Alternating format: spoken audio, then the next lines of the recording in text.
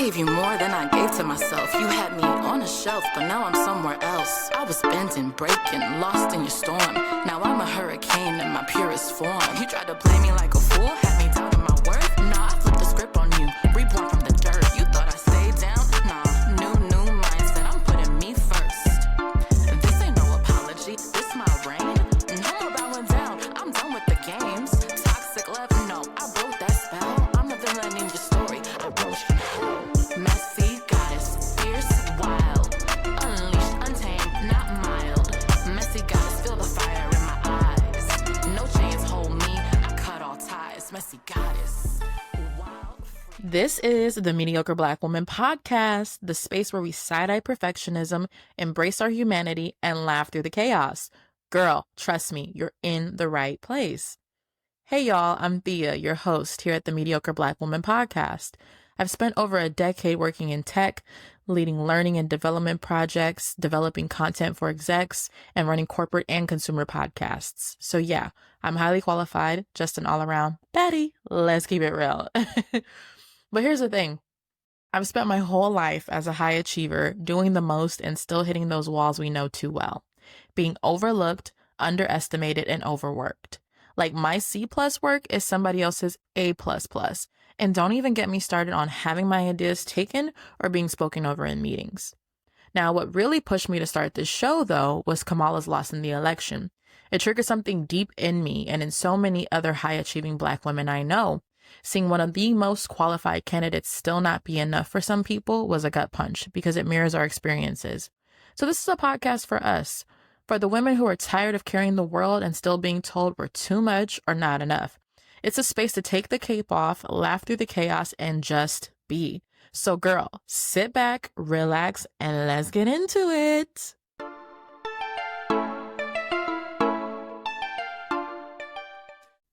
Hey y'all, welcome to the Mediocre Black Woman Podcast. It's your girl Theodora, Goddess Thea. Hey, so we were on my friend Tandy's podcast called The Magic Spark, and I enjoyed the conversation so much that we did that I decided to repurpose the video for our podcast, right? So if you are on Substack or on YouTube, you will be able to actually view the video. Don't ask me why I felt like doing video. I just felt like doing video today because that's what we're doing this week. We won't always do that. I don't know why. I just felt like doing that. So that's what y'all are about to get today. And so in a little bit here, I'm going to cut to myself and Tandy having a conversation for her podcast. But this just felt so in alignment with everything that's going on right now, with all the energy that's flowing through. And I'm just really excited that we could do an episode together and have it on the podcast. We also have another one in the works, and that's up and coming to another episode that we're planning on. So anyway, with that being said, I'm not going to delay us. I'm going to get us into that conversation. I also just want to be mindful that this was recorded right before the eclipse that happened. Yeah, the energy will still linger for a little bit. But just to kind of get us all on the same page and level set before we get into this conversation, it's still super valid, still going to carry us throughout the year. And I feel like this conversation will be helpful for a lot of us. So without further ado, I'm going to hand it over to Tandy to bring us on in. Okay. Today, we have a very special co-host, and it's so on brand for eclipse season and Mercury retrograde. We have our own plot twist to this episode. The co-host that was scheduled in this is not who is here recording with me today. And yeah, we're in real time. But as always, I trust the universe and the goddesses and what they have in store for us. So I now trust the pivot and the flow and go, okay, that's not happening. Can we do this? And it was a yes. So today, please welcome back one of my very, very, very best friends, creator of the podcast and the Substack, The Mediocre Black Woman. She's a unicorn, sometimes mentee, always trusted guide and confidant. She's a storyteller at heart with a passion for sharing narratives of liberation and empowerment. Through music, poetry, podcasts, writing, and training, she has dedicated her work in this world to creating meaningful connections and inspiring change. Her stories resonate deeply, reaching audiences worldwide. With over a decade of experience in learning and development, designing impactful training for mid-level managers and executives at some of the world's largest tech companies. Not to mention, her podcasting journey over the past 5 years has included producing and hosting shows for brands and leading her own corporate podcast. My dear Theodora, welcome back to the Magic Spark. Thank you for having me. I'm just going to say this. You saving our butts today, so thanks. Thanks for having me in general. This is fun. You're welcome. You're welcome. I should say that. You're welcome. Accept it. Well, I just today thought, oh, interesting. The universe wants this to happen, like, yeah, it's just hop the rails kind of thing. I was like, oh, we're going on this track. All right. I love it. Let's put it together. Okay. Well, welcome back. We didn't plan it, but the universe had a plan. And the universe wanted me to get out of bed. I mean, Lilith and Aphrodite, they be pushing at you. I have a community question today as we get started. I have 2 questions because this is how I like to roll. Okay. So pause for the 2. What's your favorite form of grounding, or what habits of grounding grounds you most? Does that make sense? Yeah, okay, definitely. It makes sense. So I don't know if it's my favorite or if it's just what chose me, but I'm literally sitting in front. I wish people could see, but I'm sitting at my desk. Actually, before we even got on, I pulled a few cards, but I have my tarot now, my tarot practice every night. That helps me, and being diligent in that has helped me just to think through my thoughts, and to uncover what's not there. Also, it's helped me to not think as much, because I'm learning to pick cards that don't require me to know so much, but rather to look at the information and make assessments of the imagery or so it really gets me out of my overcritical, overthinking mindset that I can have as a Capricorn sun. But my favorite forms of grounding are actually getting in the tub or the pool, or I just like being in bodies of water. So those are my favorite ones. But the tarot is what grounds me the most. It's just I can't get to I can get in the tub regularly, but it's harder to get to a pool and get the whole experience regularly. So but those are my 2 favorite. So beautiful. I love this. And this is why I asked it 2 different ways, because as I was writing the question, I went, oh, wait, because sometimes I feel like my favorite is not the thing that is the best. Do you know what I mean? Human, very #human. So that's beautiful. Yeah. It's not always the best, you're right. The water, because it's again, I'm left to my thoughts to overthink. So that's why it's the kind of trade-off between the 2 really helps. So 100%. Yeah.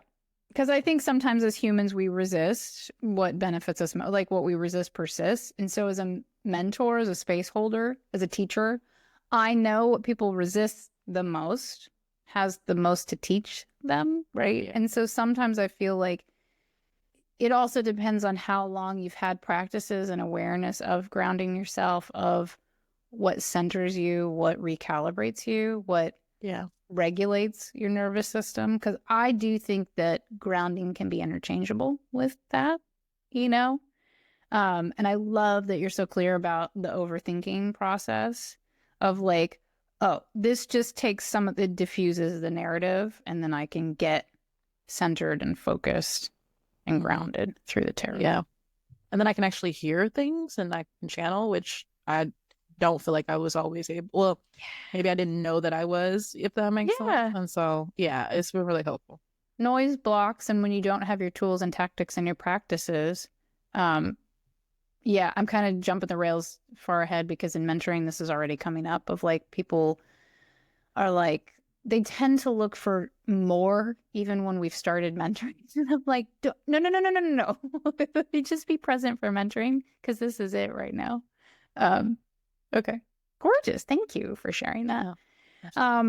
Okay, so today, what was slated to happen before we knew it was going to be you and I is still what's going to happen today. It's just going to be with you and I. So today's episode is a super low-key fireside chat situation. There's no editing. There's just genuine conversation. And it's really about the mix of current energetics, healing that's happening, self-revolution. I always come with bullet points and we see where it takes us. So that has not changed in the least bit. And the reason I picked this to be a fireside chat today and this week is because it's just a jam-packed week. This week, I'm going to say that 17 times, March 10th through the 16th really is slated astrologically as one of the biggest of the year. And so I felt like we needed an episode that was just like, what's rolling through? What does this feel like? Why is it so big? And what sort of magic spark can we offer our community to help ground it, to help us through it, to help us have some deeper understanding of like the mess we're in, the magic mess. So here's what we're going to do today. I'm just going to read through the topics, my love. And then once we get through the topics, I'm going to let you pick like what resonates. And then we're going to talk about, we're just going to chat, see where it takes us. Ready? Okay. So topic number 1 is Venus/Aphrodite. So in our community, we always reference Aphrodite because she was crystal clear that she is the elder and she is who I get to channel. Venus and Aphrodite are not exactly the same. One is Greek, one is Roman, but they are connected, right? And they reflect each other. And Venus, right?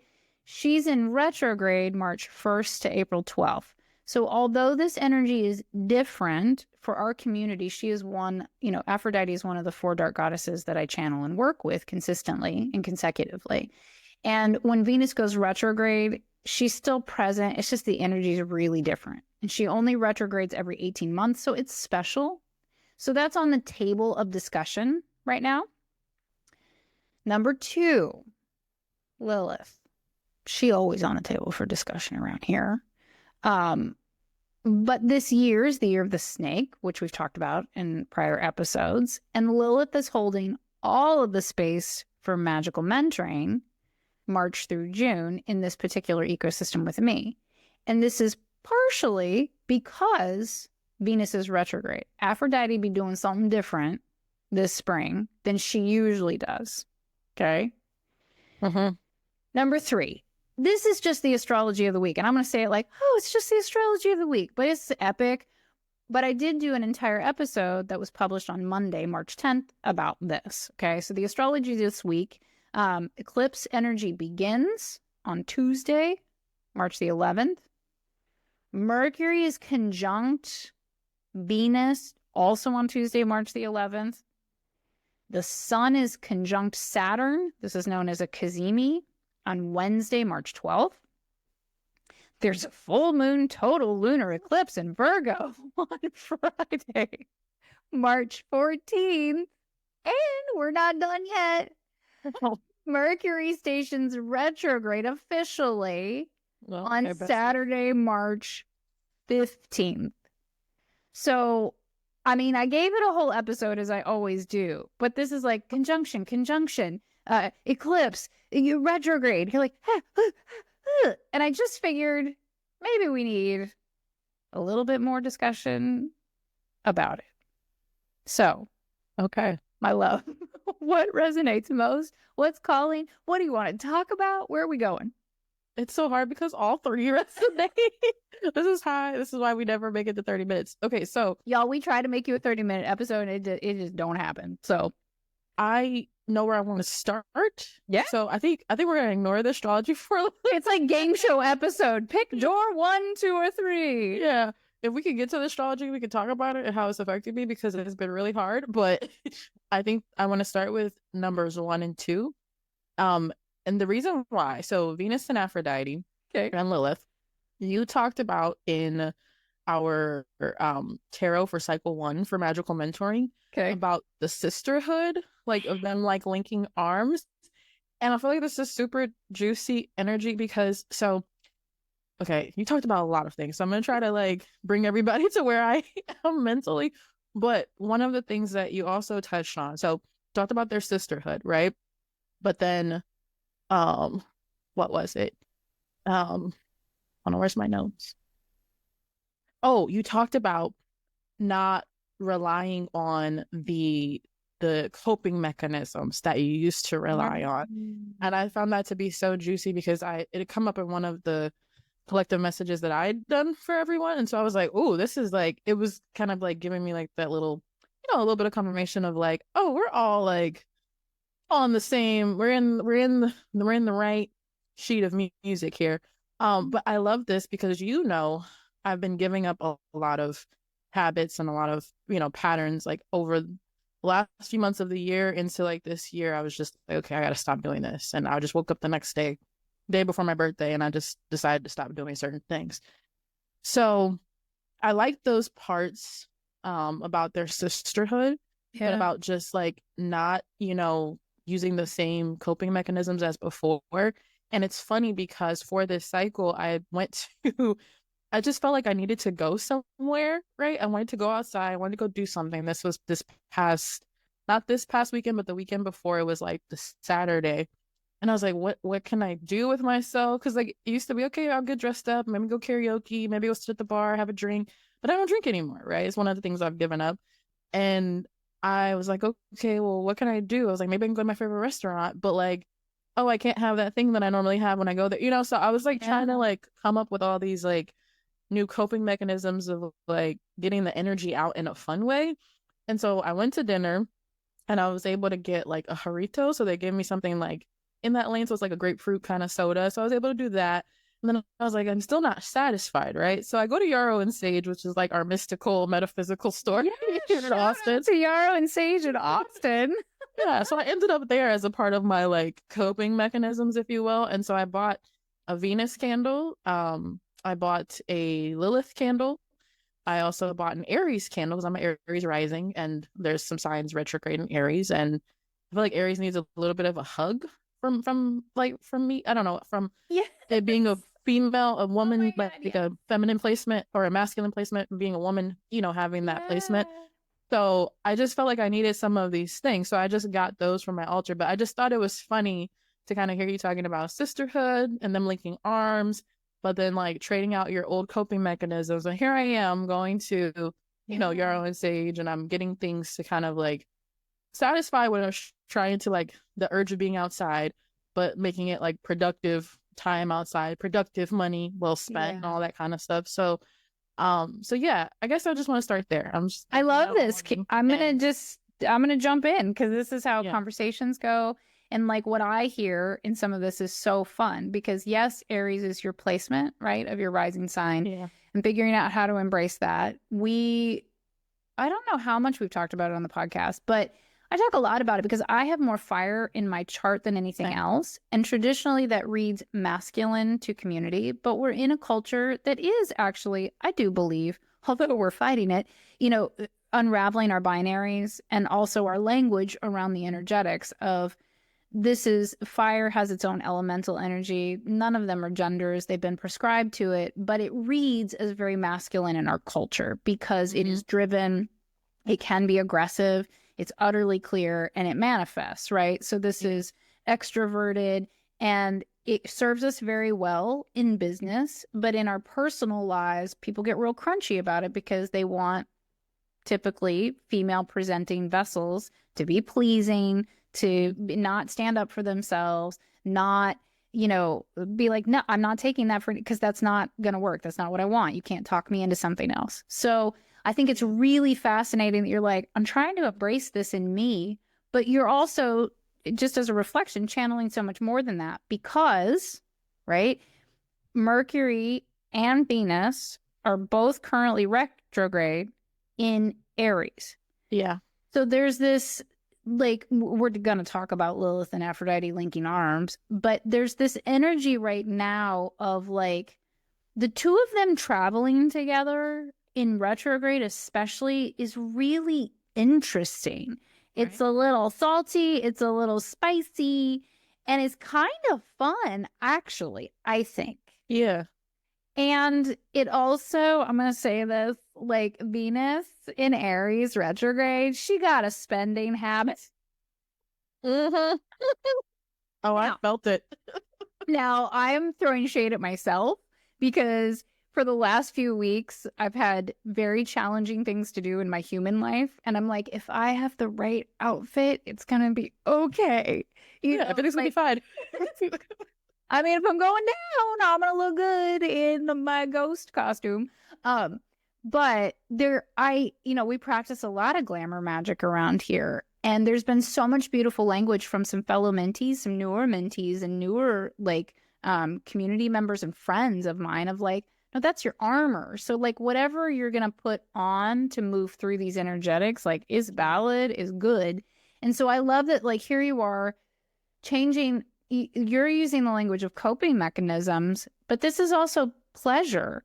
What brings me pleasure when I thought these other things brought me pleasure, or they did for a certain time, and I'm realizing those aren't constructive for me right now. I'm not demonizing them. I'm not judging them. They just don't work anymore, which is very Lilith. Mm-hmm. So you've got this like grand, like this is actually what channeling can look like. This is how I live. We have these feelings to change what we're doing. And then our human brain has to figure out how to change the rails on it. You know, like how do we create that new pattern? Mm-hmm. And so here you are going, well, if I go do my old pattern, but I can't do the same thing, that's a little dysregulating. Okay, well, if I stop and ask, what sounds fun? What could work? What's of value in this outing? And you're like, oh, I'm going to go to the witchy store and I'm going to let it guide me. So to me, this is very much what the reality of being a channel looks like, being in connection with your intuition, and also the layers of it. Like we think that it's because of our astrology, but actually it's what's really going on in the skies. But it's louder for you because it's sitting in your chart. So if Aries is your rising sign, that's your first house. That's your true internal heart-centric self. That's your identity. Mm-hmm. So here you are trying to please and make friends and like court your true identity. I mean, this is Aphrodite. Like, I'm going to court you. How does this please me? How can I feel like this is softer? It's not these old antiquated versions of what I've heard in Aries is. It's only masculine and combative. Like, you bought candles, smelly good things that are gorgeous and beautiful and sensual and fucking magic. Yeah. I love this. Mm-hmm. It's so good. Okay. I mean, it's not a question. It's just a reflection because I just love it. Like you're just rolling in it. You know what I mean? Yeah. It's interesting. Somebody asked me today on my Substack because I said, oh, I hit 1,000. This was like an old post from a couple weeks ago. And somebody asked me today on there, they said, congratulations. How'd you do it? And I looked at the post and I was like, I said, to be honest, like to be really honest, just by trusting my intuition. Because I could try to give somebody a template or a formula, but like it's really just been like, this comes up, go do it now. Like, this comes up, right? It put it out. Like I started putting out voice notes on my podcast where it's like 3 or 4 minutes of me just talking about whatever's popped into my mind that I don't have time to make a full episode about. Yeah. And those have done really well. So it's like, I'm just trusting my intuition. That's it. Because trying to do something the way that somebody else is doing it or the way that it looks like it's just not, it has not worked for me up until this point. So me either. And every time I tried to do it the way somebody prescribed, it just got worse and worse and worse. You're like, can't follow the herd. It is, and I just want people to hear who are listening that this is actually what being magical as fuck looks like in application day to day. This is what your intuition looks like in application day to day. I felt like doing this thing and I trusted it and I did it. And then you've been doing it like with your Substack for months now, right? Yeah. And you're like, here I am at 1,000 subscribers. You're like, I don't actually, I mean, the answer in some ways is, I don't know. I don't know how I did it. Like, just been doing what I'm doing. I'm just showing up as me, which is what everybody says to do. But most people don't know themselves enough, and they don't hear the whispers of guidance, which is what intuition is. And they certainly most often don't trust it enough to then go take action. Because the story was the same for me in our business 13 years ago. Everybody's like, did you go to B school? Did you do this? Did you pay this? Did you hire this? And I went, no. I don't want to be too whimsical. I did run studios before that. Like, I've run a business, but I also just did what felt right for what I was doing, what I wanted to say, and for what I was putting into the world. And that is trusting yourself, being able to listen, not only listen to your intuition, but to take action on it. So just like you said, like, I felt like doing this, so I'm going to go write it. I'm going to go do it right now. That's it. I'm not going to overthink it. Gorgeous. Yes, absolutely. So let's talk about that as a combo of Aphrodite and Lilith. Because Lilith, to me, way I hold space for her, she's the goddess of voice, right? That says, I'm going to move in equity. What I feel and know is best for me, I'm going to speak up on. And I'm going to use very clear language about what does and doesn't work for me. And I'm simply going to take action on those. Right? Yeah. And then you have Aphrodite that comes along, and everybody thinks she's a Disney princess, right? And if anybody listened to my Aphrodite masterclass, she is dark and salty and petty and wonderful and luxurious and abundant. She's all the things. But her questions, which we've talked about before, I think even on this podcast, is, does it please me? So you get this combo of Lilith and Aphrodite. Does it please me? Is this equitable? Does this work for me? And I feel like you are the living embodiment of those things right now from your Capricorn birthday, meaning habits that you were like, this doesn't please me anymore. This isn't supporting me. This doesn't feel joyful or abundant. This actually doesn't work for me anymore. Yeah. You had a little talk with yourself. You didn't need to talk with anybody else. And then you changed it. I think you should talk about that.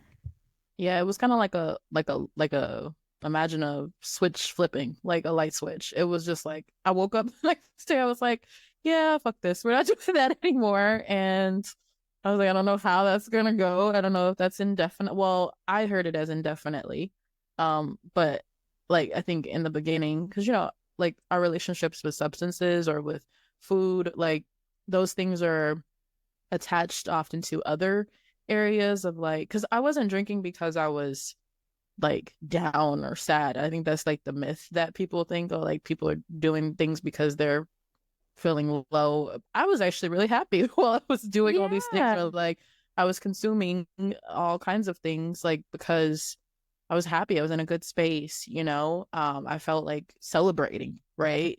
But it's just changing what celebration looks like. And a lot of us gather around drinks, around food, around all kinds of things that don't necessarily serve us. So it's not just for anybody listening, it's not just a like decision based on health or based on, but you also are thinking about what you're missing out on, by not connecting. But what's been juicy and interesting is that since making these adjustments, I've noticed that like the environments I'm in, like people start to adjust to me, which has been interesting. And so like I was at a friend's birthday this past who has a birthday on a Monday night? You know I love you. I'm sorry. She knows, but I was like, Monday night. The Anyway, shade of it it all. was 9 o'clock. Like, it was out on Wait, it was 9 p.m. on a on a Monday? Monday. Like, Girl, we no. got there at 9 p.m. It wasn't like I was going home. It was anyway. So I go to her birthday. We have fun. So, but I was at this bar. I've been there before. So like, I wasn't like I was going to a completely new place, but I looked. They had a non-alcoholic menu, and so I was able to pick something that I really liked. And then I noticed that after a while, about 4 other people were drinking what I was drinking. I was like, interesting. But like I've noticed that kind of happen more and more. Like I was at a friend's wedding, and I was really worried because it's open bar, and you know people go in at open bars. And so I was drinking ginger beer, and other people just started drinking ginger beer too. I was like, look at the bridesmaids drinking what I'm drinking, like So I was like, oh, okay. So I found that to be really interesting too. But the things that we think we're gonna miss out on we don't actually end up missing out on them, I guess, if that makes sense. It's just figuring out how to do that differently, and like the anxiety around that of going into a space and going into a setting. I think also something I struggled with, and then I had to like remind myself that it doesn't matter what other people's perception is, but it was like some of my friends not understanding the severity of what I was saying, that like alcohol is actually a problem for me, Yeah. And so I think maybe that's culturally, I'm not sure, but I feel like that was something that I also kind of struggled with during that time. And then I had to kind of remind myself of like, doesn't matter. They love you. They don't get it because you had up some of these walls. And I was like, so that's an indicator that I also, in Queen Charlotte, they said this, your palace walls are too high. Like my palace walls might have been a little bit too high, or like people perceive me as someone that has it all together.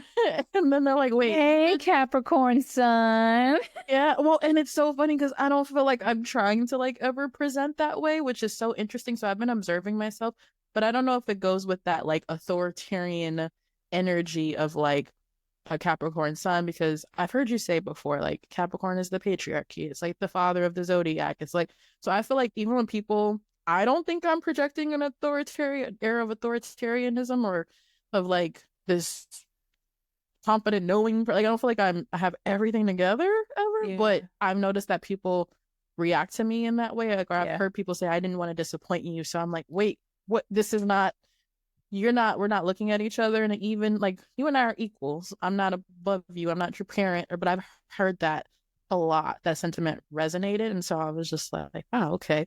So, but I've noticed that like they don't always get this is really severe. Maybe I don't know my tone. I don't know. But that was something. Those were some really difficult things. And I was like, well, you woke up, made this decision for yourself. You've never really broadcast your decisions. So you just keep doing it like you've been doing other things, and you track it. It's been more than 60 days now. So that's exciting, which getting to a week or getting to a month at a point was difficult. So all this After to say, 41 days, you have fully reset a habit, by the way. oh, okay, look at me. Well, this is where the hop over point. I've referenced this book before, and I think it's actually just called The Habit. I'll try to link it in the The Power of Habit. Oh gosh, It's been so long. But you know me in little snippets of like efficiency training. The reason my 41-day food reset is 41 days is because a human brain, in order to rewire new habits and patterns in like neuroplasticity, it depends on the person. It can take 21 days or it can take 40 days. Mm-hmm. But so this is why like some people do like a 30-day challenge and it don't stick because brains are different. But the max it takes to repattern a habit, to create a new habit, is actually 40 days. So if you make it to 41 days of something, you absolutely have created new neural pathways in the brain. So like that brain science bit, not just woo-woo of it, but like, okay, I'm going to put my time and effort into doing something differently because I want to create. Initially I created, teach self-care habits and patterns. And this is one of those bits of we've all been sold this 30-day challenge thing. And then everybody feels like they've failed. Mm-hmm. Well, that's because brains don't work that way. That's not the wiring for a new habit.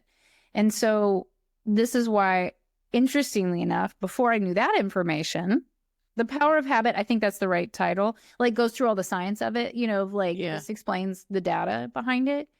But when I was a coach and a trainer and a teacher in a Pilates studio and in a gym, I would ask my clients to give me, like, can you trust me for 90 days, right? Like, can you give me 3 months and literally do what I say and trust the process? Then we can come back and talk. Because I knew just from working with clients functionally, like if I only saw them twice a week, it was going to take us to the 90-day mark for it to make a difference.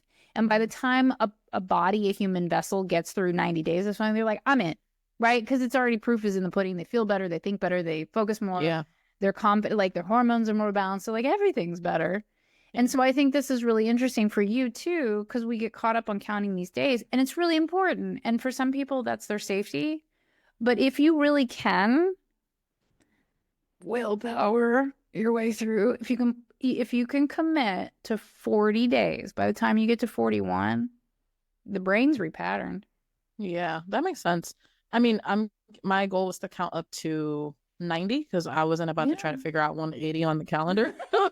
So I did it on a physical calendar because I crossed up. So in the mornings, in general, I crossed off a calendar because then I could see whose birthday, what's coming up, so I cross off the thing every day. But I have a little red circle for like the 30 day, 60 day, 90 day. But I was like, I can't do 100 days.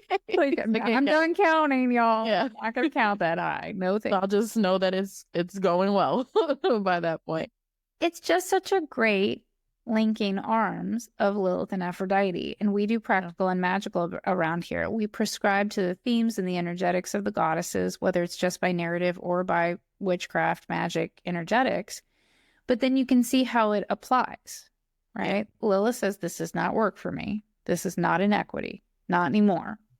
And Aphrodite goes, wait, but is it pleasurable? Does it bring me joy? And if those two are a no at the same time, then that's your impetus to change, because both the goddesses gave you a thumbs down. They were like, this ain't it, girl.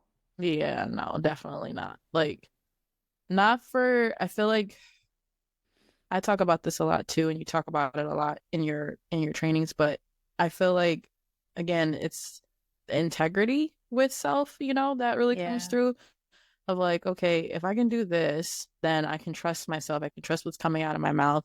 And I guess to the person who asked about how did I get to that milestone, I think like renewing that self-trust of like, okay, I kept this one little habit to myself. That's why I haven't been so hard on myself about the other things that need to happen next. But because I've been changing a lot of things and sticking with them. So it's adding in something little by little. But I used to have a mentor that would say those little habits are the things that can reset your thermostat. And he would kind of talk about it from the perspective of like, okay, if you get up to like 95 degrees, but your normal set point is around 75, like you're going to keep bringing yourself back down to somewhere where you're comfortable. And so the little habits, doing those things, like you mentioned, every day, like you're really trying to like drill, not every day per se, but like trying to be consistent really helps renew that sense of trust with self and integrity with self. Yeah. And I think that's where I was out of balance for sure. And so, I don't know, there's just something to that. Because now it's like, okay, if I can do that, I can tackle this now. That's not or I can tackle that, or I can trust myself. Self-provability. Sometimes we have to prove certain things to ourselves. Exactly. And then I think we have to, what I've witnessed, what I hold space for myself and for clients, is that then you just have to keep reminding yourself too. Yeah. I have done these things. Mm-hmm. And this isn't exactly the same. Or this is not as hard as that. So I can do this. Or, okay, well, I've done other hard things that I thought were really challenging. This one feels a little extra, but I feel like I can trust myself to at least try, right? Absolutely. Around here, that little by little has always been known as the tiny and the mighty, right? Habits in particular do not change in all or nothing sweeps in big ways. They change in the tiny repetition of practice. And even if it's small, you're doing something once a week, if you do that once a week for 52 weeks, that becomes something big, right? Exactly. That's true. And Whale hunting. yes. And so the other language around that, I used to teach a masterclass called Self-Care That Sticks. And yeah, because people want to do things in these 30-day challenges, or they might wake up like you did. Because I want to make a point to what you shared in your experience, is that I'm trying to make it linear here. One, self-care that sticks really only happens in layers. Okay. So the way that I teach it is, if we want to change our food, we want to change our movement patterns, we want to change our spiritual practices, do not ever try to do those 3 things at the same time. Yeah. That's not going to stick. It's not going to work. You might be able to muscle through for 20 to 30 days. But by muscling the all or nothing, the blowout, you're going to lose all the goods. Then you walked you walked halfway up the mountain, and you literally caught a mudslide all the way down to the bottom. So if you start with, I'm going to start meditating twice a week. Cool. Twice a week for 3 weeks. When you get to week 4 and you've done twice a week for 4 weeks, on week 5, you can add 1 more day of meditation, right? Like if your goal is to meditate daily, then we calibrate it, we layer it, we transition it. And if you can do that for 3 months at a time, then we talk about your movement practice, typically. That makes sense. Right? And then you go the slow. But our Western culture mindset is like, I'm going to work out 7 days a week for 3 months at a time. I'm going to wake up and start meditating before I go work. And you're like, that ain't going to work. It's too much. That's so true. Yeah. Right? That's why I listen to people and I'm like, you're not, I hate to say that. I hate to be like that, but I'm like, you're not going to make it through that because there's no way. That's the Earth sun sign. That's not going to happen. I know your brain thinks it's going to happen, but it's not going to happen. But that's also human, right? Humans don't work that way. We still have to go to work. We still have partnerships. We have relationships. We got chores to do. We got laundry to do. Like, that's not going to happen. But when you start to edge things in these little increments, tiny and mighty, right? They build to really sturdy foundations. And then all of a sudden things look totally different, 6 months down the road, a year. And you're like, whoa. Oh, this is just like, and this is what I want to reflect in you, at least from over here as an observer, a friend, and someone as a mentor, right? Like, you are in practices that you were not in when we first met, right? Your tarot practices are now very much a part of your life, very sacred, very low key. Then, and I don't know what order anything really happened. I mean, I can make some guesses at things, but then you waking up deciding those habits don't serve me anymore. I also want listeners to hear how gentle that was, even though you woke up and go, I'm not doing that anymore. There's no shame. There's no deprivation. There was not this like, oh, stress about it. There was a release. I'm letting that go. I'm going to go fill that space with something different. Yeah. I'm glad you called that out too, because like people who have gone through the cycle of like, drinking, and then the next day you feel like this shame spiral, that is actually how how the interactions can work. And so it was creating like some shame. It actually created less to like to your point, to release it. Yeah. And so I don't know, just all these different practices or all these different things and how they contribute and being aware of them and paying attention, like it's made a significant difference. So alcohol was first, then the tarot was next. So I think probably about a month in. I mean, like I've always had the cards and stuff, but I wasn't like consistently like doing it, And so when a month in, that's when things started to get more consistent. Yeah. Well, and I'll share this too. I'm pretty sure he can come after me later. My husband, over 10 years ago, he really did wake up and quit drinking. Yeah. And we don't even talk about it so much because it was so not weird. Like, it wasn't weird in our house. Like, I understood. I actually was never, yes, there was a period of time where I was a little concerned about whether it was going to stick or not. Yeah. but I did trust him and his process. And it wasn't like he totally like cold turkeyed it completely. He actually woke up and was like, I cannot do this. This is not okay. And it wasn't okay. But he really woke up and quit. But he filled it with meditation Mm-hmm. and I don't even remember the timing, but with intermittent fasting. So he did swap some habits, but they were, in reflection to your shares today, habits that grounded him, that allowed him to feel more focused, that did not generate shame. Yeah. I feel better about doing this. This is working. I'm just going to keep doing that. Yeah. Right. And actually, this is very interesting too, because your rising sign is fire. His sun sign is a fire sign. I do think fire signs are maybe a little easier to just like burn it. You burn it up, done with it, torch it. It's reached its limit.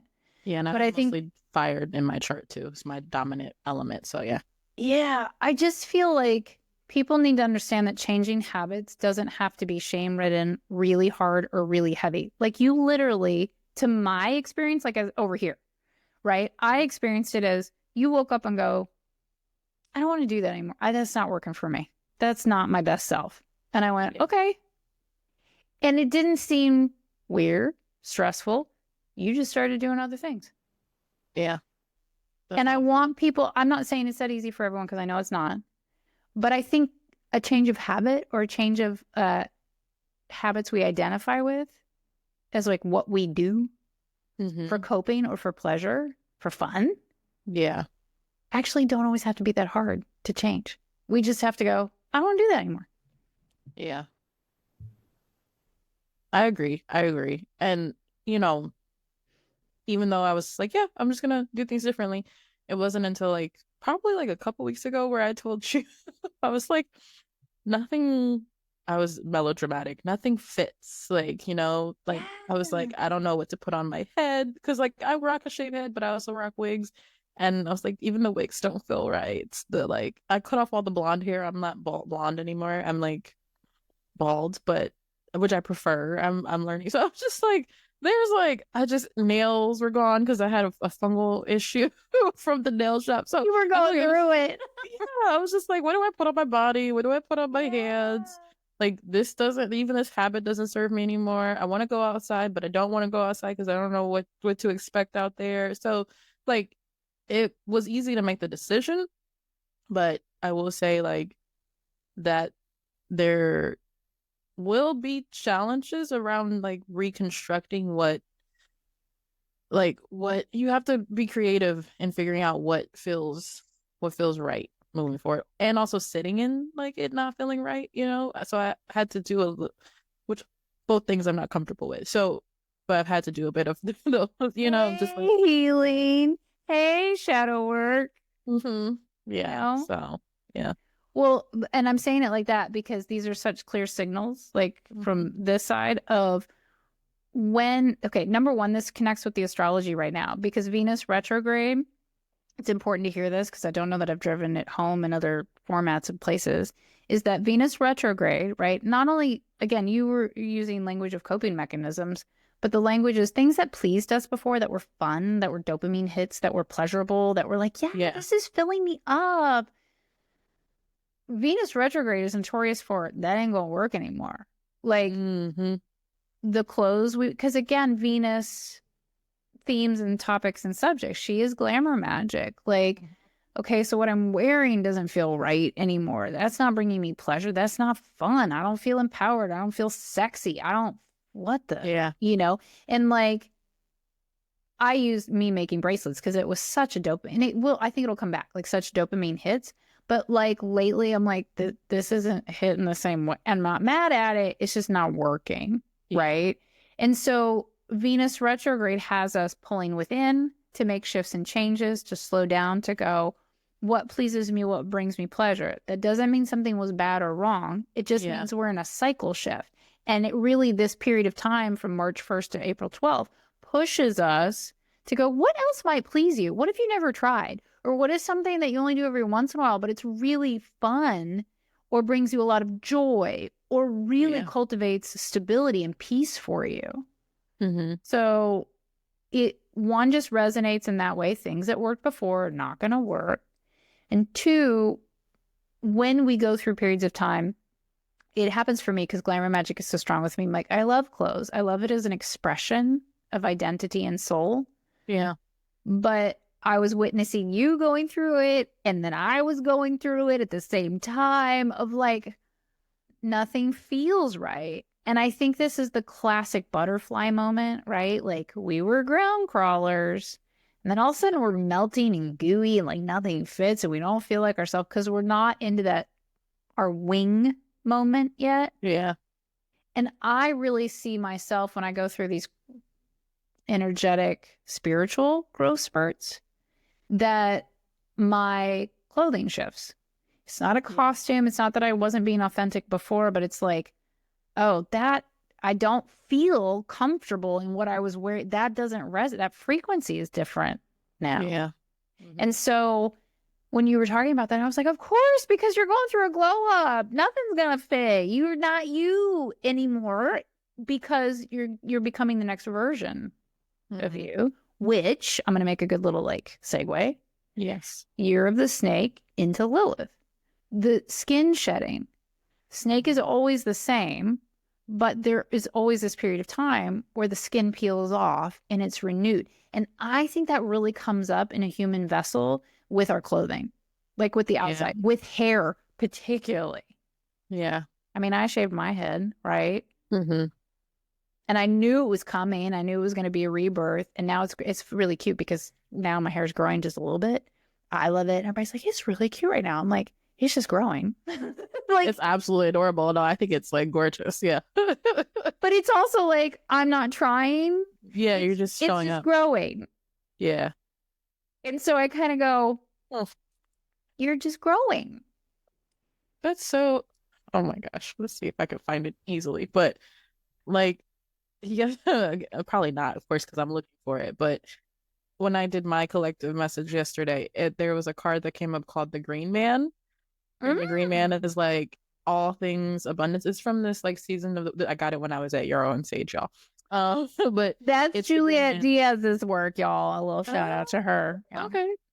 Yeah. Well, I like it because it was talking about like how everything you touch turns to gold. Like basically you have the Midas touch, but everything you touch grows is kind of more of how it translates. But that's so true. Yeah, you're right. I'm just like in this this mucky, I don't know, I don't dislike it, but I'm learning to have to like just sit with it, which I'm just like, I don't know about this, but I'm doing it. I'm still here, you guys. So you're allowing so many things to happen right now. Like your walls are coming down, which allows your tenderness and your vulnerability and the imperfections, which makes you more lovable, which makes you more brave and more empowered to like not have those shields up. And what we don't talk about enough too is that alcohol is a shield in a lot of ways. It's actually an energetic heart shield. And you can take that as good or bad. Like, because sometimes it can serve a good purpose. But when we go through cycles of I'm just not drinking right now for whatever reason, maybe that lasts for forever, or maybe that's just for a period of time. yeah. It's kind of like this testing ground for allowing the wall, like that vulnerability to just, oh, what's it like to just be me without the shields? Yeah. Well, I didn't like it at first. I'll just tell you that because no, well, because like okay.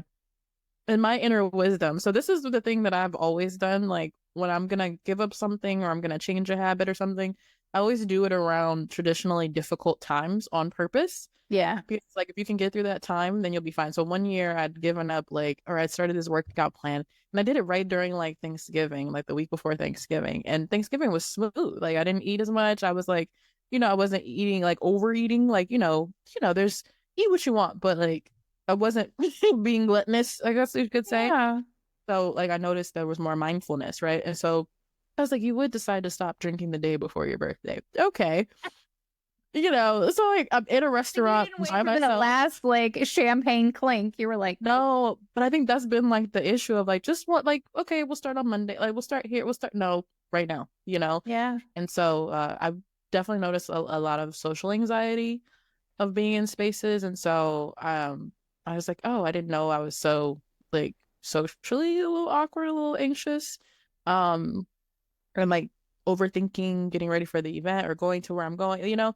And so Yeah. I was like, oh, I don't like people as much. I mean, I like people, but like I like to keep my, so I'm an ambivert, yes, but like I think I'm more towards the introverted side Yeah. than I maybe thought I was Yeah. originally, you know? And so I think that's because like sometimes the introverted behavior can be called to something else, like in Yeah. women. Sometimes it could be like you're stuck up or you're like Yeah. this or you're like that. But really it's just I'm actually anxious, I'm shy, I'm nervous. Yeah. I don't know what to say and I don't want to put my foot in my mouth, which I often do. So I'm just gonna be over here in the court, you know, Aries rising. It's just like we're just gonna say a thing, you know, like just gonna throw up. Actually, this is something I wanted to throw up on you, but I'm saying this so that we don't forget to go back to it at whatever time, different channel, that channel, whatever. But how do we make being intuitive and magical as fuck like more scalable? So like that would be something that I would love to learn how to do in my practice because I don't feel like it's scalable. So that's just something I wanted to just Okay, well, let's go there because okay. scalable in what way? Well, like for instance, I wake up and I'm like, "Ooh, I need to record a voice now. Let me put it out now." And then like, but there's this other thing that I was supposed to have, supposed to in air quotes, supposed to have finished and gotten out too. And so it's like I end up doing more, or creating more, or having more of a white glove experience because I'm just going with what I'm supposed to be doing at the moment. I am not the person to ask because That was more, that's why I said this was more of like a cliffhanger. We talk about it later, but it was like let me blurt this out before I forget it. But the reason why I was saying it now is because I was reminded with my blurting. well, we've said it and it's out there. I think I'm in some ways I'm not the person to ask because I always follow my intuition and it does interrupt. And I also feel like this is part of my like neurofestive aspects of things, right? Like Yeah. I I have personally, I have learned to let go of the shoulds. I have let other things hop the list in order to follow the flow. That's what I've learned about myself. Okay. And I think my brain's a little around like, would I use the language scalable? I don't know that I would use that. I would, for me, but I would say that I have learned to let go of the shoulds, like the map and the plan that my, I mean, case in point today, that my Earth sun sign had. I still am dysregulated by shifting. I'm also much faster at pivoting and letting go. Like today, I was very conscious of, I had a feeling of crankiness, full stop. There's so many things earnestly going on in my life right now that I'm like, but I also had this moment of, this is the way it's rolling and I just need to keep rolling. Mm-hmm. And that is my feel. I literally went through this in my brain. I go, that's my feeling, but that's not a fact. And I don't have time to have that feeling right now. It is not going to serve. Mm-hmm. And I'm going to miss the joy out of the pivot. And I'm going to miss the potential out of where things are guiding me. And that's a very, like, to talk about the astrology of it, that is a massive convergence of Mercury retrograde and Venus retrograde at the same time. Meaning Mercury retrograde is going to fuck with your shit, your schedule, your calendar, your that. There are years that same occurrence today would have absolutely capsized me and my Taurus sun would have clung and been petty for years to come about it and not let go of it. And today I went, I don't know what's going on and I don't like it. And I can pull the receipts on some things. That's going to slow me down. It's going to make me angry. And I don't have time for any of that. Yeah. And then I reached out to you and you just immediately said yes. And I went, I love any moment we get to spend together. So I just need to focus on that. Like, yeah. So in some ways, following your intuition and being witchy as fuck is not scalable. Like, it's not. It's a trust and surrender. And it's a pivot and a surf, which, if you'll let me make a transition, yes, to maybe land some things, is exactly the pocket we're in, particularly this week with an eclipse, 2 conjunctions, wild cards, and a Mercury retrograde. Few things are going to go as planned right now. Mm-hmm. And in 2025, all I've been repeating is going to be weird. You are not going to be able to like stick to a plan.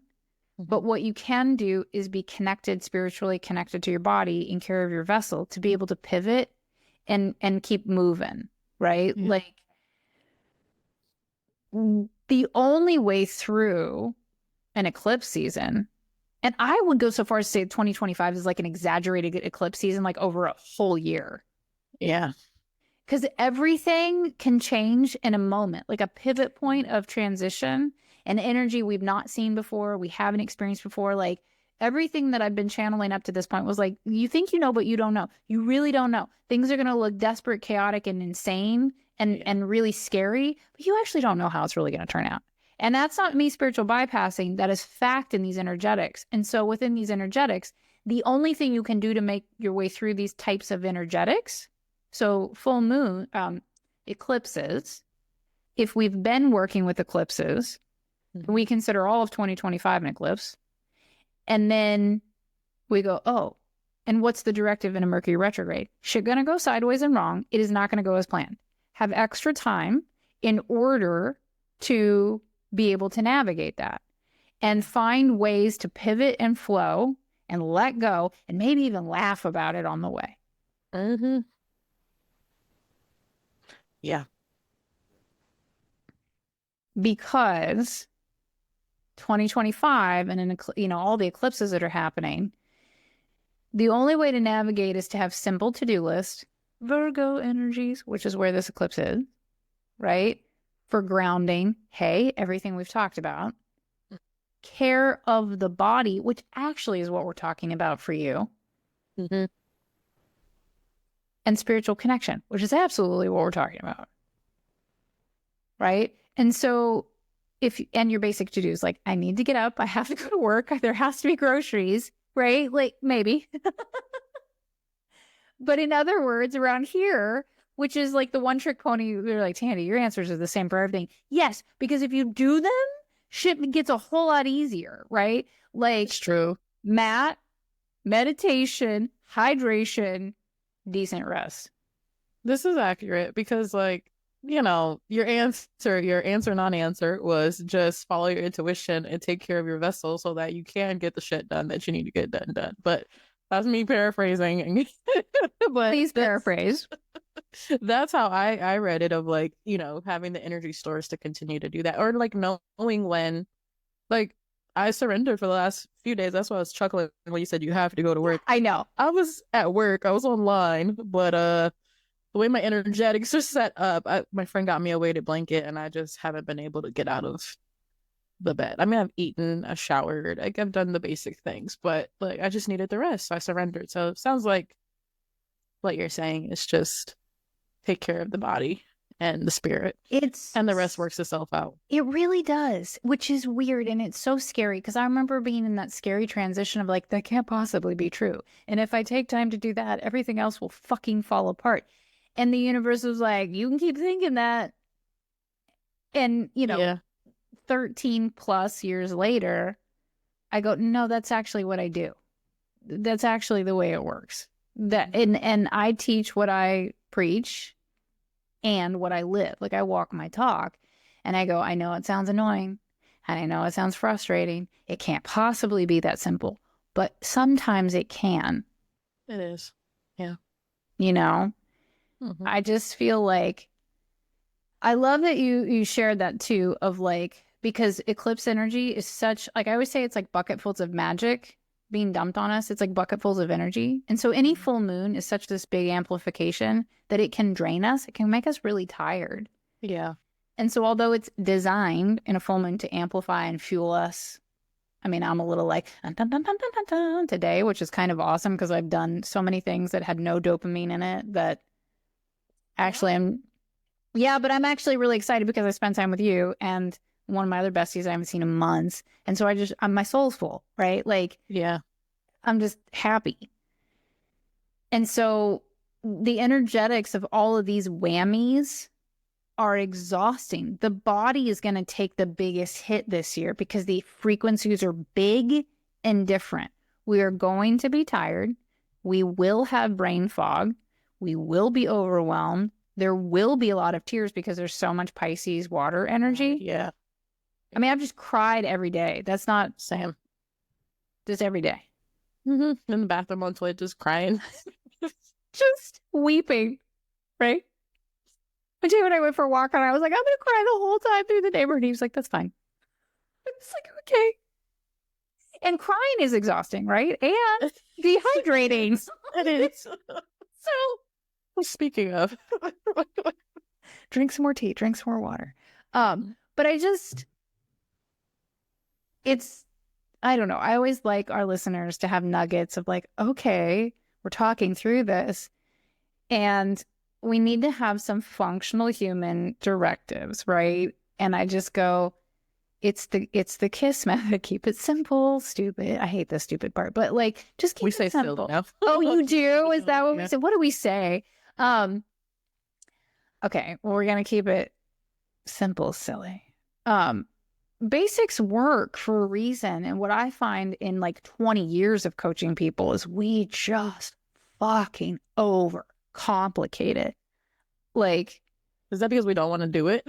Yes, I think so. I think this is where our brain's an asshole and goes, well, if I complicate it, I can't possibly do it. I've at least stalled the process. Mm-hmm. I've thought about it. I will also offer, this is one of my takes on non-benevolent imbalanced Virgo energies, because Virgo's so smart, right? The mantra is I analyze. And I think one of the worst versions, challenging learning curve versions of Virgo is like what I call like verbal jazz hands. Well, let me just tell you all the 1,700 smart ways that I can't do this. And I'm like, how about you find one that you can? Because I think that's really smart, right? Mm-hmm. Like everybody thinks they're so smart because they can say why it can't happen. And you want to go like, how about you surprise me and find one way it might work? Mm-hmm. Oh. Virgo don't like that. As someone with a Virgo sun sister and Virgo sun nephew, like I'm like, yeah. They do not enjoy that whatsoever, right? They're so much smarter than all of us. Oh my God. I'm not even going to call out the Virgos in my life. I love them so. But I'm like, y'all have every 700 ways to not do something. Yeah, I mean, they're like the bestie that you need, because I will say when they're like you said, when they're benevolent, they are extremely detailed, thoughtful, like humans, 100%. you know, so no. Well, and so the reason I keep referencing Virgo is because this full moon lunar eclipse is in Virgo. That's number one. And the North and South nodes are in Pisces and Virgo. And so this year as a collective, we are all being tasked with leaving the non-benevolent aspects of Virgo. Mostly that's perfectionism, because perfectionism has us in freeze mode. Then we don't do anything. Then we're in futility. Nothing works, so we're not going to do it. Right? Because it can't be perfect, so why even start? I love that I just made you laugh that hard. Have you not heard me say that before? No, I just think it's so fun. I think I'm registering it differently because I'm just like, yeah, how do we avoid? How do we do the mental gymnastics? I don't know what some of these people's signs are, but I will say I've experienced that and been on the receiving end of this doesn't work. This doesn't work. I'm like, well, what about this? Oh, okay. Exactly. Well, from this side of mentoring, like in one-on-one mentoring, you know, if we're trying to heal the non-benevolent aspects of Virgo, then we have to embrace the benevolent aspects of Pisces, right? And Pisces is whimsical and it says bring fantasy into reality. And this Pisces, you know, it's like, gosh, people can demean that. And it, you know, Delulu is real, but also the hope, right? This is what Pisces offers at its most, it's not most benevolent, but at what its greatest point. It says, actually, anything's possible if you have a good plan. So this is the partnership of Pisces and Virgo. Pisces says anything's possible. And Virgo goes, if you got a good to-do list and a good plan. Exactly. Exactly. So we just have to find this, like, the Healthy whimsy balance. and the healthy balance between the two. So I do think this full moon is not going to be as intense, right? You know, and this eclipses always offer what I say, the pivot or the plot twist, like where it has you literally stating, I did not see that coming. Yeah, I'm preparing myself. Maybe that's why I've been sleeping so much. So much From the eclipse. Yeah. Well, it's not even, I'm not even afraid of, I think after like, you know, being tapped into your energetics around things. And in general, like even before I met you, I've just always felt like panicking about something is not going to make it better, right? Or like having this gloom and doom. Life is going to be, you said something like this actually in the I'm paraphrasing you guys. I'm saying it in my words, but in your in the cycle one's tarot, but about how there's going to be like challenges. Like that's life. Like there's going to be a up, there's going to be a down. Like it's just, what do we assign to it and how do we like continue to move forward is like, you know, is, and so I don't know, I just, after going through the pandemic and people trying to put their fear on me, and I was like, hey, nope, I'm not receiving that. I'm not saying that it wasn't real for a lot of people, but I didn't get COVID. I, you know, got shots, but all the people that were panicking around me like fiercely, they got it, you know, and I don't think that that's something to just like scoff at. I really think like how you handle things will determine the outcomes. And so I don't know, I just really like how you said it's no good or bad, it's just challenges. Things are a part of life. Like there's gonna be ups and downs. It just is. And I feel like as a culture, this might be a good place to try to land things and close things out, right? Like as a culture, we have put, like, it's so fascinating to be human right now. I mean, that's but I mean, our polarities, which are binaries, good, bad, are so intense right now. Yes. On both sides of it. Yes. Right? That this is what I think, because this is the language I usually use in mentoring, is there really is no good or bad. It doesn't exist. It's the value we as a human place on it, right? Because as, you know, being, okay, let's say transgender, it's not good or bad. It's the value we place on it. So some people don't, they disvalue it, right? And some of us highly value it. It actually, I mean, that's kind of tricky because that's a human. I think there's a value in a human, and there is no good or bad. It's the value that we as humans place on something. That's all there is. So binaries actually don't exist. They don't exist. It's a concept. Yeah. And that's so, it would be so great if people were just like, you Tandy, Theodora, you've done a thing and now you've done a different thing. You know, we're doing this thing right now, y'all. Like, yes. And I do believe that's what an inclusive and diverse community, and those of us who really are trying to cultivate that, brew that, teach that, grow that, that's what we're trying to do by saying diversity and inclusion is like, I'm just a human. We have differences. That's what makes us human. We are supposed to be different. Like the whole like, I'm colorblind, I don't see. Yeah, you do. I hate that. Because it exists. Please say that because by saying that, you're saying I don't exist. My differences don't matter. Yes, they 100% do. But we're not saying anybody gets special treatment. We're leaning on Lilith and going, we're just a soul with differences, and I want equity within that. That's all. It's actually not complicated. No, it's not. And there's no good or bad, but we're in a culture that have placed so much binary and so much polarity on it that as humans, we're really struggling to go, I made this decision and I did this thing in this moment. I didn't have this information. I was scared. These are the resources I'm working with. Okay. Well, now today I have these resources. This is what I'm working with. I know better, therefore I do better. I have different information, so I can make different choices, right? That's growth and humaning. Mm-hmm. And we just are in this extreme period of time where we're making it challenging for ourselves as humans to transition and change because everybody's staying on their binary sides. Even if we think we're in the inclusion category, we're standing on one side saying we're right and you're wrong. Mm-hmm. Right?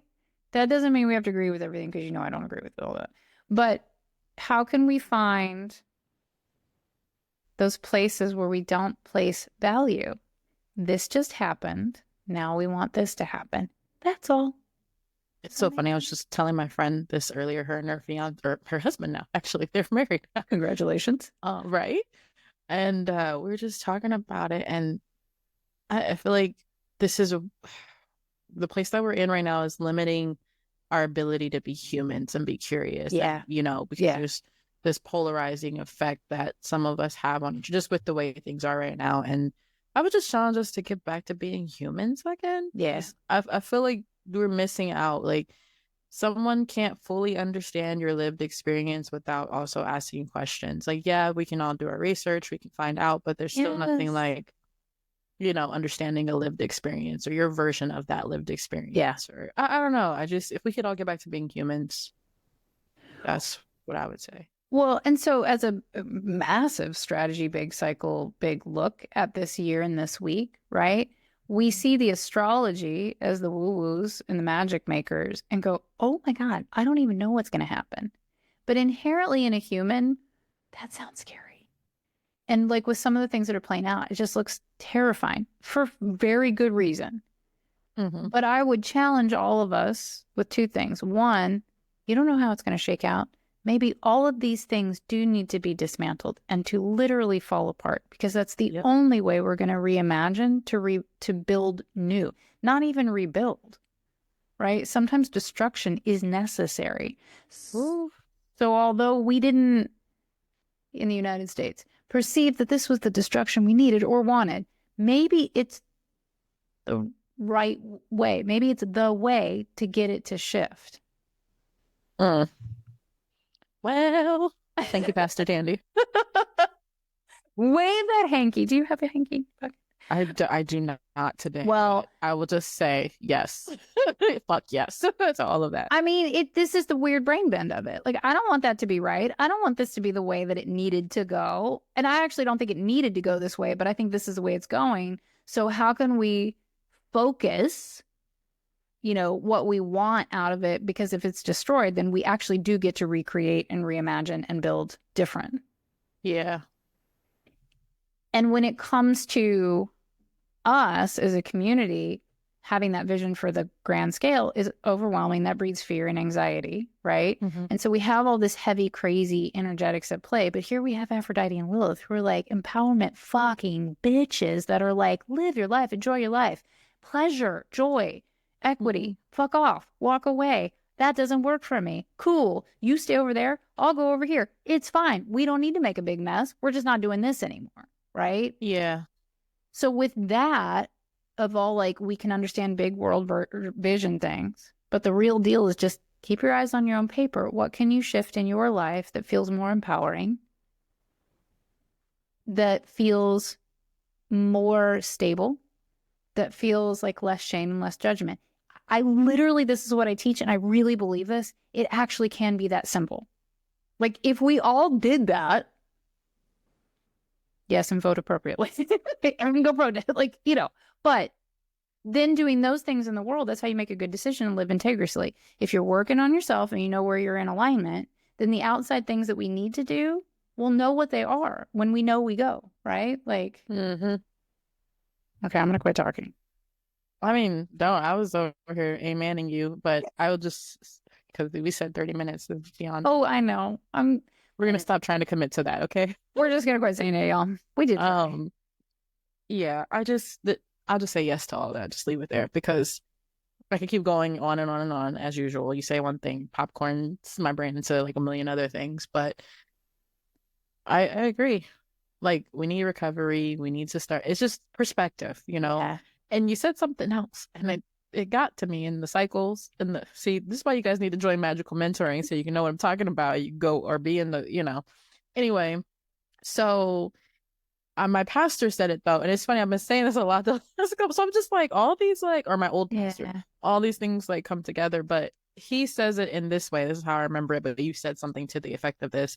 But he was like, people can only receive you on the level that they perceive you, and you said something similar, different framework, but same concept. And I don't know, I guess it's just, we could try to recover as humans, we can have the difficult conversations. But I don't know, I guess if I wished anything for us, it was recovery more and more. Like, let's be able to just come back from this and not be so afraid all the time. Like, fear is where those who shall not be named win, you know? Like, Yes.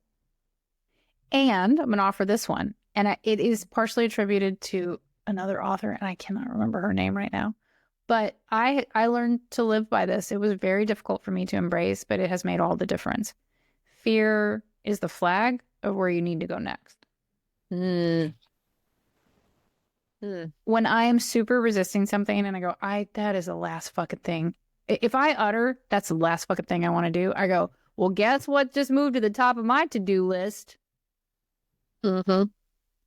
And that's where like the best things happen. That's where all the growth is. Yeah. I'm literally living that. I'm doing things I did not want to do. And it's just adulting, you know? And I'm like, that didn't sound fun. I'm glad you said that though, because I feel like the kind of conflicting messaging that people get, like you talked about earlier, there's going to be challenges. Like, it's not going to all be smooth. That's bypassing, that's spiritual whitewashing. And yeah, it's just so funny because like I've heard that a lot where it's like, oh, well, if this isn't working out, then maybe, you know, you pivot or do something else. And I'm like, that's actually when you probably need to lean in more on what you just said. So I don't know, just want to highlight that because like, I don't know, I don't think you guys heard Tandy. I heard you. I don't know if they heard you, but I just feel like that's something that I can't just gloss over. Well, it's true. This is what's so different and why we talk about people doing the work, you know, or doing shadow work and shadow healing, because we've been sold this bill of goods that actually healing should be comfortable and easy and it's cherub-like. That is whitewashing. That is white privilege. That is not real life. That's not real. Yeah. We have to do challenging things and uncomfortable things, and we have to have conversations, and we have to use our voice. We have to step forward and go, I may not get what I want, but I'm not going to go quietly. I need to be heard. And again, we may not agree, but I'm not going to stand here and pretend like silence is compliance. And I'm not going to vote against myself by not saying, like, it's cool. I'm going to say what I need to say. We don't have to agree, and I can leave and we can go our separate ways, and that's fine. But I'm not here to just be pleasing and to just take what rolls, you know? It's so... The crunchy, the uncomfortable is actually the work we need to be doing. I think we're doing it now. I think we've started. Oh yeah. Oh yes. I definitely no. I agree because I mean everybody's uncomfortable. I think about some of the stuff I post and some of the messages I get. People are so uncomfortable, and I'm like, look, that's where the magic happens. Sit in the discomfort. I guess that's like maybe the closing thing. If it's uncomfortable, sit in it. And I'm not saying like discomfort in the sense of like this violates a boundary or this, you know, encroaches on other things that you have set for yourself, boundaries. But this looks like, you know, not distancing yourself just because it touches on a group of people that have done or that, you know, have a similar background as you. It's just like, just get a little uncomfortable. Like, so what I love, what made a big difference for me is, and for what I teach, is uncomfortable, very different than unsafe. Yes. Most people do not know the difference, and they think it's the same thing. That's not the same thing. It's not. You know, okay. Well, we're going to end the plane here, but I would like to do an episode about this very subject because I think that's where the source of a lot of the questions I've been getting have been coming from, is people feel like they can freely have or say, or they've been in spaces where they can freely have or say whatever, you know, and they're worried about their own safety in some cases, or in some cases they're here to stir shit up and they want to, you know, make it an unsafe space. So I would love to have a conversation about that. Okay. We put a little note. We're going to have that on your podcast or over here. I don't care. Wherever. Okay. All right. Let's land it because we love each other and we love everybody and we can't stick to a short form to save our lives. So forget it. We're never doing it ever again. We're never trying. Okay? It's an hour or more and that's it. You either love us or you don't, because we love you very much. And we're here for the long conversation. So, Thea, I love you. Thank you for sharing your time and your magic in this episode. I can't wait. I love every moment that you're here, every moment we get to spend together. And so I can't wait to see when the next time you're coming. The universe says it's time. I know. We had none of me, and then we had like 3 episodes now together. It's just funny. Love it. All right. Please, one, share where our listeners can find you and your work after this episode. I am on Substack only, and you might find a Blue Sky account of me as the mediocre Black woman, and that's because I tried, and I've decided I'm not doing that either. I'm gonna just do Substack. So the mediocre Black woman on Substack, it's Googleable. People have been able to find me there. So the mediocre Black woman, just Google me and you'll find me. Yeah. Of course, I will have a link in the show notes. I love this. I love this. I too have a Blue Sky account. I also have a Substack, and very soon I will be leaving Meta platforms. There's so many other things going on. I haven't done it yet. And I'm trying to give everybody some good prep. I think that's lovely that you're like, not doing Blue Sky. Okay. No shade on Blue Sky. Just not your thing. No, it's just not for me. That's hysterical. Thea, any final closing words for listeners? Sit in the discomfort and trust yourself and your intuition and clear up the things that aren't allowing you to trust yourself like I've been doing, and reinforce that trust that you have by keeping the promises to yourself first, and everything else works itself out magically. So yeah, it does. And my closing offering is to, if you feel lost, to try to create some roots and some grounding, work with Lilith and Aphrodite's questions. Because I really think there's some certain questions that you really can solve, find your way through. And those questions are, is this equitable? Does it please me? And if those two are no, if one of those is a no, something needs to be adjusted, shifted, changed, done differently in order to find equity and to find pleasure. That doesn't always mean, yay, party, right? I've had to learn that. My Leo rising has had to really learn like peace, calm, non-drama. That's pleasurable. Right? I find myself in these energetics being like, can it just not be chaotic? Like, I'll do the doing, I'll do the to-dos, but can it just not be chaotic? I mean, that's a no right now. I know that, but I'm still asking for it. Okay, my loves. Thea, I love you. Thank you. I love you too. Listeners, community, I love you all so very much. I hope that your magic spark finds you quickly, easily, and efficiently, and I hope you're entertained and that you enjoyed our fireside chat.